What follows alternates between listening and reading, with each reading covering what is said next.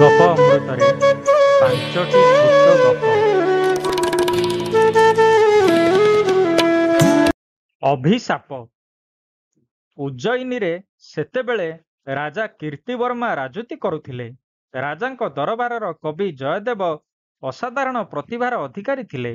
ସେ ଶତାଧିକ କାବ୍ୟ ରଚନା କରି ରାଜ୍ୟ ତଥା ରାଜ୍ୟ ବାହାରେ ଅଶେଷ ଯଶଖ୍ୟାତି ଅର୍ଜନ କରିଥିଲେ। ଜୟଦେବଙ୍କର ପୁତ୍ର ସୋମନାଥ ମଧ୍ୟ ଥିଲେ କବି ଏବଂ ପଣ୍ଡିତ। ସେ ମଧ୍ୟ କିଛି କାବ୍ୟ ରଚନା କରିଥିଲେ, କିନ୍ତୁ ସେ ସବୁ କାବ୍ୟକୁ ବିଶେଷ ଆଦୃତି ମିଳିନଥିଲା। ଦିନେ ସୋମନାଥ ରାଜା କୀର୍ତ୍ତିବର୍ମାଙ୍କ ସେବାରେ ଉପସ୍ଥିତ ହେଲେ। ସେ ରାଜାଙ୍କୁ ପ୍ରଣାମ କରି ନିବେଦନ କଲେ ଯେ, ମହାରାଜ, ମୋତେ ଆଜ୍ଞା ଦେଲେ ମାଣ୍ଡବଗଡ଼ରେ ଯାଇ ବାସ କରନ୍ତି। ରାଜା ବିସ୍ମିତ ହୋଇ ପଚାରିଲେ, କାହିଁକି? ତୁମର ପିତା କ'ଣ ତୁମ ଉପରେ ରାଗିଛନ୍ତି କି? ସୋମନାଥ କହିଲା, ମହାରାଜ, ଏହିପରି କହିଲେ ନିଜ ଦୃଷ୍ଟିରେ ନିଜେ ନୀଚ ହୋଇଯିବି। ରାଜା କୀର୍ତ୍ତିବର୍ମା ପୁଣି ପ୍ରଶ୍ନ କଲେ, ତାହେଲେ ତୁମେ ପଡ଼ୋଶୀ ରାଜ୍ୟରେ ଯାଇ ବାସ କରିବା କଥା କାହିଁକି ଚିନ୍ତା କରୁଛ? ସୋମନାଥ ଏହି ପ୍ରଶ୍ନର କୌଣସି ଉତ୍ତର ନ ଦେଇ ମୁଣ୍ଡ ତଳକୁ କରି ଠିଆ ହେଲା। ମନ୍ତ୍ରୀ ପ୍ରଦ୍ୟୋତ ସେନ କବିପୁତ୍ରଙ୍କ ହୃଦୟର କଥା ବୁଝି ସାରିଥିଲେ। ସେ ରାଜାଙ୍କୁ ନିବେଦନ କଲେ, ମହାରାଜ, ସୋମନାଥଙ୍କୁ ଅନୁମତି ଦେଇଦିଅନ୍ତୁ। ସୋମନାଥ ଆଜ୍ଞା ପାଇ ସେଠାରୁ ଚାଲିଗଲା। ଏହାପରେ ରାଜା କୀର୍ତ୍ତିବର୍ମା ପ୍ରଦ୍ୟୋତ ସେନଙ୍କୁ ପ୍ରଶ୍ନ କଲେ, ମନ୍ତ୍ରୀବର, ଆପଣ ସୋମନାଥକୁ ଯିବା ପାଇଁ ଅନୁମତି ଦେବାକୁ କାହିଁକି ପରାମର୍ଶ ଦେଲେ? ମନ୍ତ୍ରୀ କହିଲେ, ମହାରାଜ, ଏତେ ବଡ଼ ମହାନ ଅସାଧାରଣ ପ୍ରତିଭାଶାଳୀ ଓ ଯଶସ୍ୱୀ ପିତାଙ୍କର ପୁତ୍ର ହେବା ସୋମନାଥଙ୍କ ପାଇଁ ପ୍ରକୃତରେ ଏକ ଅଭିଶାପ ପରି। ସେ ଏହିଠାରେ ନିଜର ପ୍ରତିଭାର ପ୍ରଦର୍ଶନ କରିପାରି ନଥାନ୍ତେ।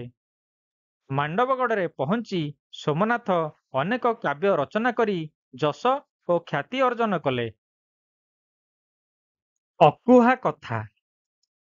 ବୈଦ୍ୟ ହିସାବରେ କୃପାନନ୍ଦଙ୍କର ବେଶ ଖ୍ୟାତି ଥିଲା। ରୋଗୀର ରୋଗ ପରୀକ୍ଷା କରିବା ସକାଶେ ଯାହା ଯାହା କରିବାର କଥା ସବୁ କହିସାରି ସେ ରୋଗୀଙ୍କୁ ପଚାରୁଥିଲେ, ତୁମେ ଗତକାଲି କ'ଣ ଖାଇଥିଲ? ପରଦିନ ଓ ତହିଁ ପୂର୍ବ ଦିନ କ'ଣ ଖାଇଥିଲ? ରୋଗୀ ସ୍ମରଣ କରି ଉତ୍ତର ଦିଏ। ବୈଦ୍ୟ ମନ ଦେଇ ଶୁଣନ୍ତି, ତାପରେ ଔଷଧ ଦିଅନ୍ତି। ବୈଦ୍ୟ କୃପାନନ୍ଦଙ୍କ ପାଖରେ ଶିଷ୍ୟ ଭାବରେ ରହିଥାନ୍ତି ତାଙ୍କ ଜାମାତା ସୌମ୍ୟ। ଦିନେ ସୌମ୍ୟ ତାଙ୍କ ସ୍ତ୍ରୀଙ୍କୁ କହିଲେ, ତମ ବାପା ମୋତେ ତାଙ୍କ ଚିକିତ୍ସା ପଦ୍ଧତିର ସବୁ ସୂତ୍ର କହିଦେଇଛନ୍ତି, କିନ୍ତୁ ସେ ଗୋଟିଏ ରହସ୍ୟ କହିନାହାନ୍ତି। ରୋଗୀ 4-5 ଦିନ ଧରି କ'ଣ ଖାଇଛି ସେ କଥା ସେ କାହିଁକି ପଚାରନ୍ତି? ଏ କଥା ମୋତେ ଏଯାଏଁ କହିଲେ ନାହିଁ। ବୈଦ୍ୟଙ୍କ ଝିଅ ହସିଲେ ଓ କହିଲେ, ବାପା ସେ କଥା ତୁମକୁ କହିନାହାନ୍ତି କି କହିପାରିବେ ନାହିଁ। ମୁଁ କହିଦେଉଛି। ସେ ରୋଗୀର ଖାଦ୍ୟ ତାଲିକା ପଚାରି ବୁଝିବା ଦ୍ୱାରା ତାର ଆର୍ଥିକ ସ୍ଥିତି ଜାଣିଦିଅନ୍ତି।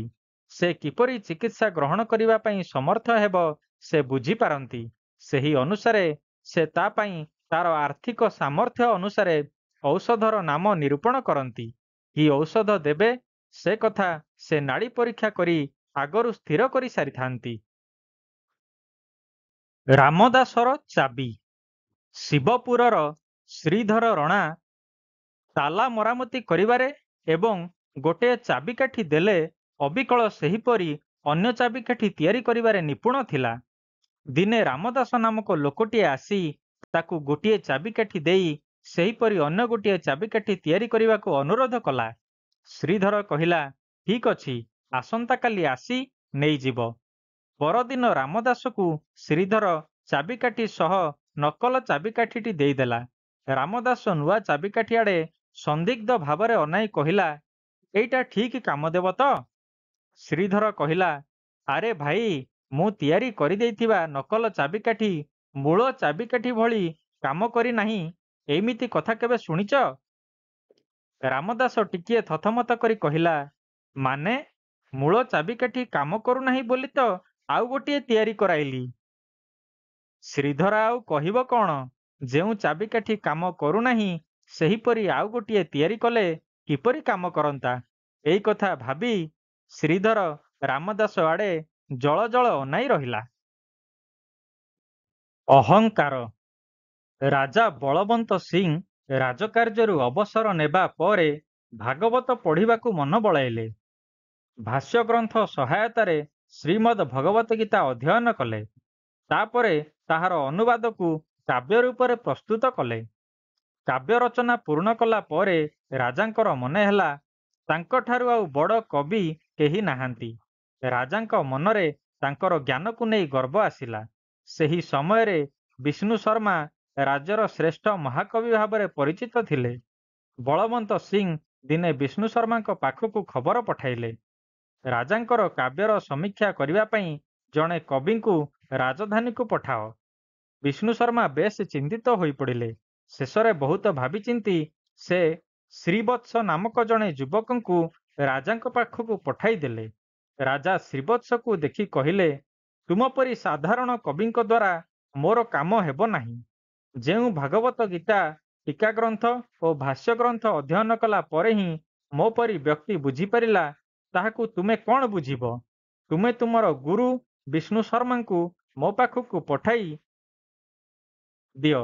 ଯୁବକ ଜଣକ କିଛି ନ କହି ଚୁପଚାପ ଚାଲିଗଲେ। କିଛି ଦିନ ପରେ ବିଷ୍ଣୁ ଶର୍ମା ସ୍ୱୟଂ ରାଜାଙ୍କ ସମ୍ମୁଖରେ ଉପସ୍ଥିତ ହେଲେ। ରାଜା ଯୁବକବି ଶ୍ରୀବତ୍ସଙ୍କୁ ଉପଲକ୍ଷ୍ୟ କରି କହିଲେ, ନୂଆ ନୂଆ ଲେଖି ଶିଖୁଥିବା କବିମାନଙ୍କୁ ରାଜସଭାକୁ ପଠାଇବା ଉଚିତ ନଥିଲା।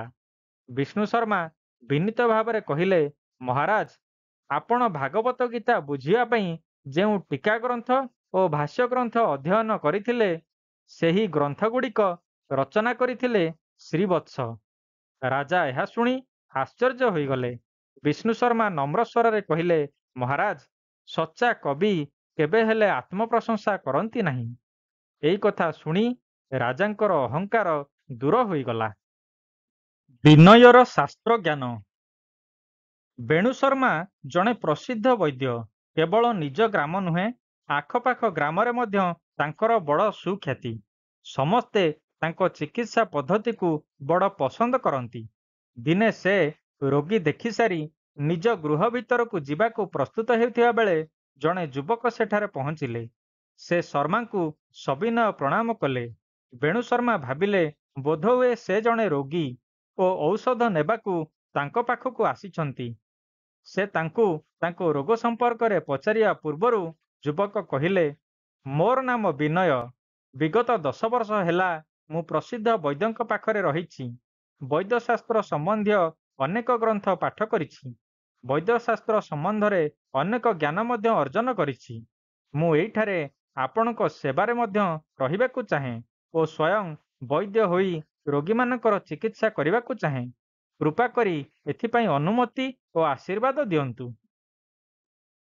ତାଙ୍କ କଥା ଶୁଣି ବେଣୁ ଶର୍ମାଙ୍କର ମନେ ହେଲା, ଯୁବକଙ୍କଠାରେ ବିଦ୍ୟାର ମାତ୍ରା କମ ଓ ଆବଶ୍ୟକତାଠାରୁ ଅଧିକ ଦମ୍ଭ ପ୍ରକାଶ ପାଉଛି।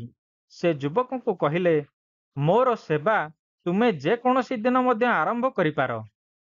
ଏବେ ଏବେ ଖବର ପାଇଲି ଶରତ ନାମକ ଜଣେ ଗ୍ରାମବାସୀ ବାଡ଼ିରୁ କଦଳୀପତ୍ର କାଟୁ କାଟୁ ନିଜ ହାତ କାଟି ପକାଇଛି।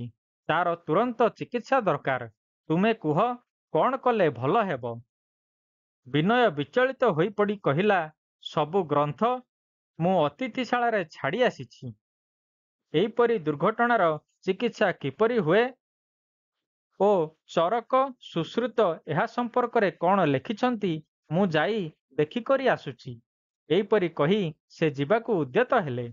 ବେଣୁ ଶର୍ମା ତାଙ୍କୁ ଅଟକାଇ କହିଲେ, ତୁମେ ଯଦି ଚରକ ସୁଶ୍ରୁତଙ୍କ ଗ୍ରନ୍ଥ ପାଠ କରିବ, ତାପରେ ଶରତର ଚିକିତ୍ସା କରିବ, ସେତେବେଳକୁ ଶରତର ଶରୀରରୁ ସବୁ ରକ୍ତ ବୋହି ସାରିଥିବ। ସେ ପରଲୋକ ଗମନ କରିସାରିଥିବ। ଗୋଟିଏ କାମ କର, ଭଲ ହେବ ତୁମେ ଯଦି ସେହି ସବୁ ଗ୍ରନ୍ଥ ଆଉ କେତେ ବର୍ଷ ଗଭୀରତାର ସହ ଅଧ୍ୟୟନ କର।